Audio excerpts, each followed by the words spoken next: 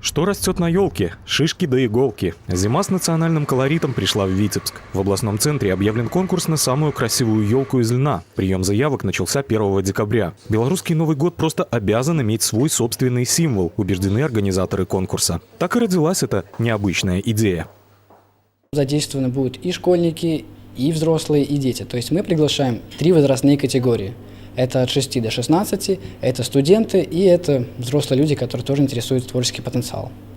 Значит, основная цель все-таки привлечь именно творческий потенциал города и задействовать, потому что Витебск – это культурная столица Беларуси.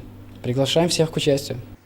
Такие мероприятия для нас пока в новинку, хотя в Европе дело привычное. Там конкурсы дизайнерских елок – неизменный атрибут новогодних торжеств. В них участвуют художники и даже кутюрье. Елками из конфет, шоколада, бананов, стекла и гвоздей европейцев удивить сложно. Есть даже ели из полудрагоценных камней. Конкурсы очень популярны, поэтому наши льняные елочки имеют все шансы на успех. Более того, идея содержит большой экономический потенциал.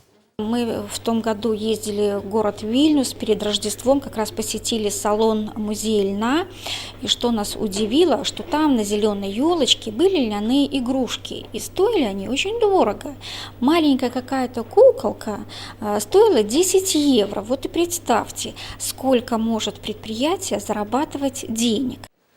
Цель акции – сделать лен популярным. В этом смысле рядовой белорус – сапожник без сапог. В стране, где лен – один из национальных символов, изделия из него не в ходу. Именно поэтому обязательное условие конкурса – лен должен быть именно белорусским. Проявить фантазию может любой желающий. Идея уже пришлась по душе художникам и дизайнерам. Заявки подали студенты, учащиеся и педагоги художественных школ и вузов. Выставка самых лучших работ откроется накануне Рождества, 23 декабря, в Краеведческом музее города. А елка-победительница украсит интерьер фирменного магазина Оршанского льнокомбината.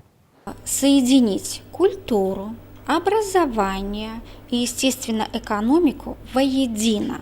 Вот тогда мы получим дизайнерские интересные льняные решения, куда к нам может съезжаться на предрождественские базары, я считаю, весь мир. Виктор Краковец, Михаил Христофоров, телекомпания «Скиф».